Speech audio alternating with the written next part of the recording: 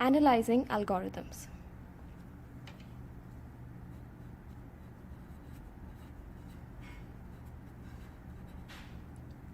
An algorithm is a set of steps required to solve a particular problem.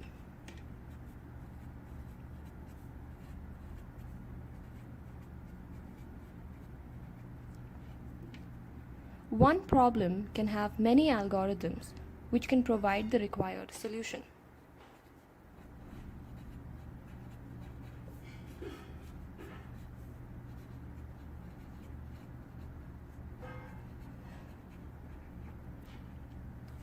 In such a case, we need to have a method of finding the best algorithm which can solve the problem. So we need to compare algorithms on the basis of time.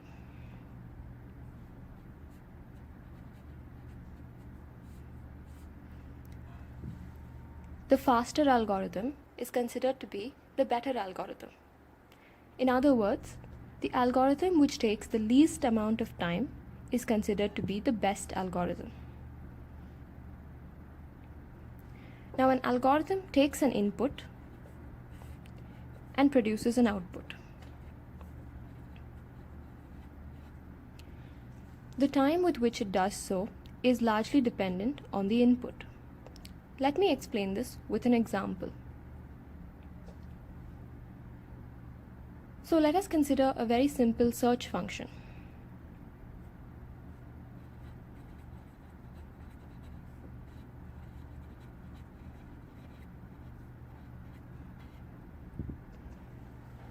What this search function does is, it takes in an array and a number x, and it checks whether x is present in that array. So it traverses the array element by element, checking if the element in the array is equal to x. When the element in the array is equal to x, the search will be successful and the algorithm stops. If the element in the array is not equal to x, the algorithm will proceed to the next element in the array. If x is not equal to any of the elements in the array, the search will be returned as unsuccessful. So let us look at a few cases that this algorithm will encounter.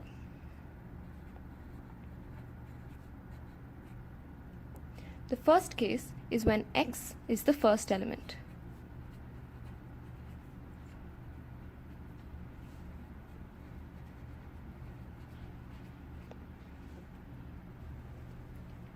When x is the first element, the algorithm is going to check the first element if it is equal to x.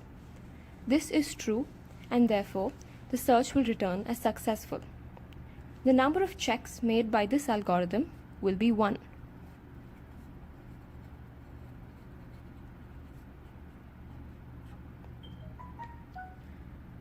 Let's look at another case that this algorithm could face.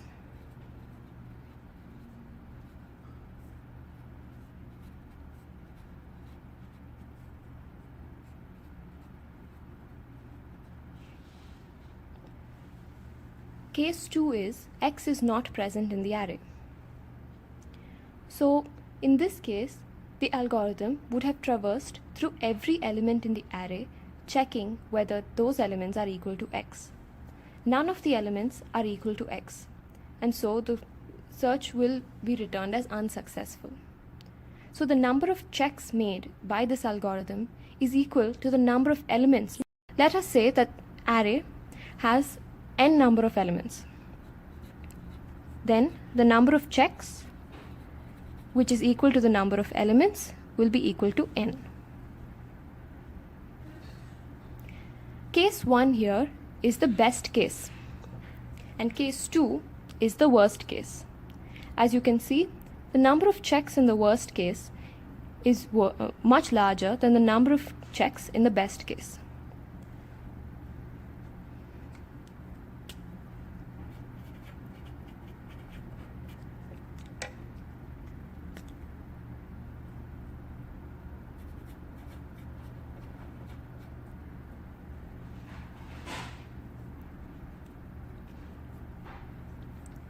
When analyzing algorithms and comparing them on the basis of time, we are concerned with the worst case. This is because the worst case is dependent on the size of the input given to the algorithm.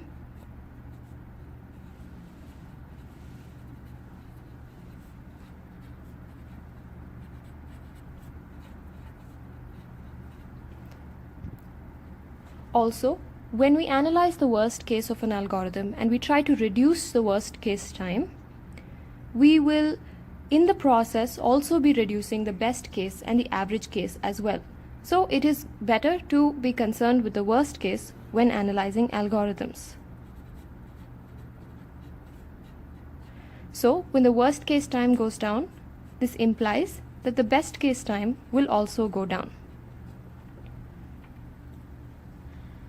Now that we are convinced that the worst case time is what we must be concerned with while analyzing algorithms, the question arises, how do we calculate the worst case time given an algorithm? This can be done by counting operations in the worst case. So let's see how to calculate worst case time given an algorithm. We do this by counting the operations taken by that algorithm in the worst case. Before we start counting the operations of an actual algorithm, let's go over a few rules.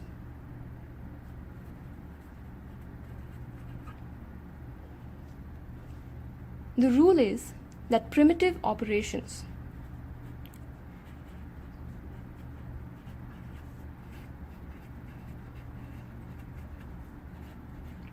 such as assignment,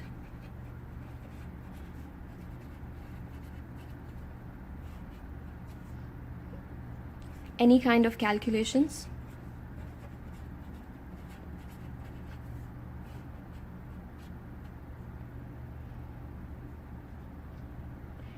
indexing into an array,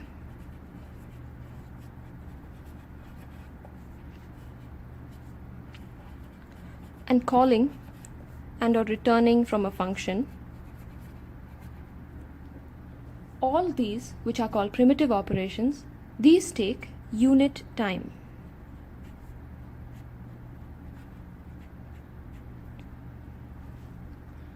Let's look at a few examples and see if we can count the primitive operations in those statements.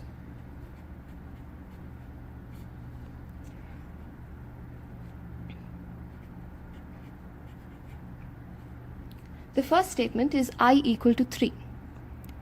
This takes 1 unit of time because it performs one assignment operation.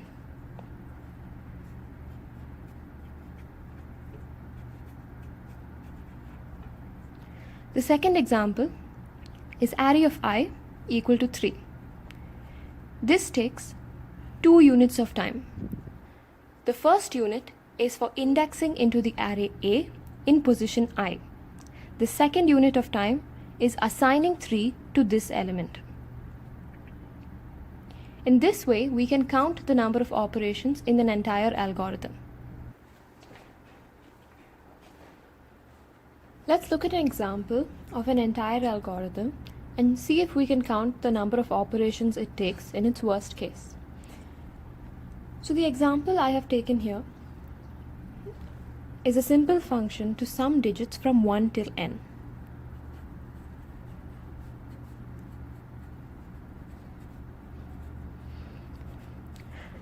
I'm taking n as my input variable.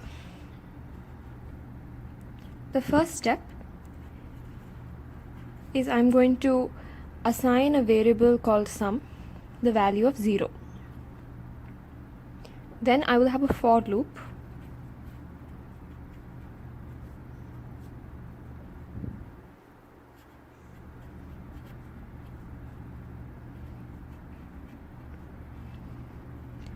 which runs from 1 till n, incrementing by 1 each time.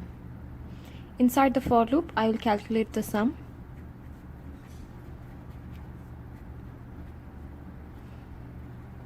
And once I'm done calculating the sum, I'll return the sum.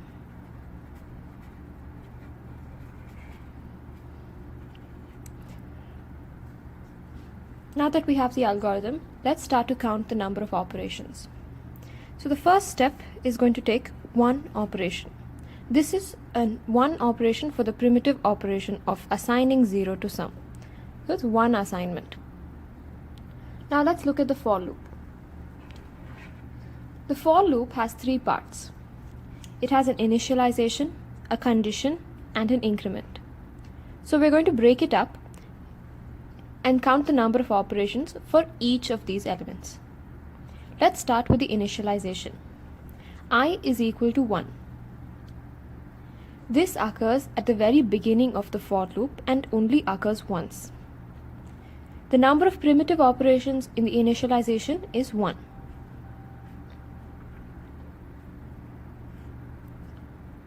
And that only occurs once. So we are done with counting the number of operations done by the initialization. Let's look at the other two parts. We have the condition and we have the increment.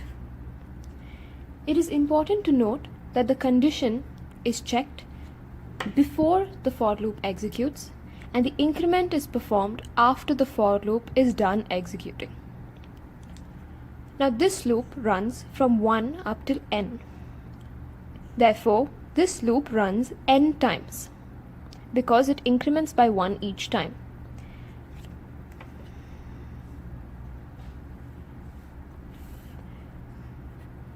So the number of times this loop executes is equal to n times.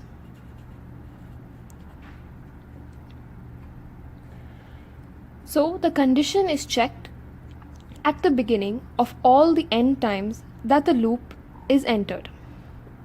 At the n plus 1th time, the condition fails and the access to the loop is restricted.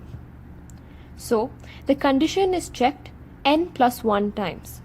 N times when it enters the loop and 1 extra time when the loop access is restricted and the condition fails.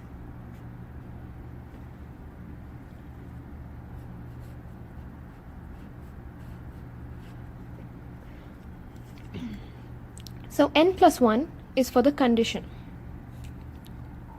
Let's take a look at the increment. So when the flow of control exits the loop, the value of I is n plus 1, and that's why the condition fails. So I has been incremented from 1 all the way till n plus 1. We are incrementing by 1 each time. So the number of increments made from 1 to n plus 1 is n.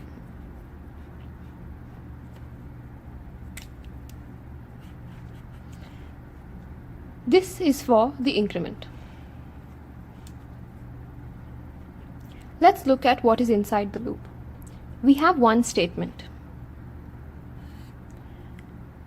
This statement on its own will take two primitive operations.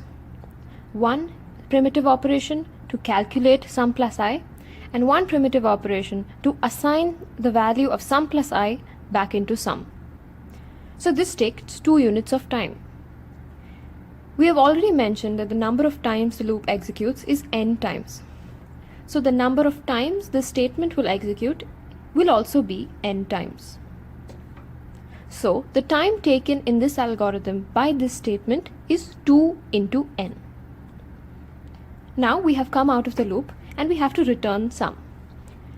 This occurs only once and takes one primitive operation or 1 unit of time. Now that we have counted operations throughout this algorithm, let's add it up and see the total time taken by the algorithm. So the total time is equal to 1 plus 1 plus n plus 1 plus n plus 2n plus 1. When we take the sum, we arrive at 4n plus 4. This is the total time taken by the algorithm in its worst case. So we can say that time is a function of the input size. And in this case, t of n is equal to 4n plus 4.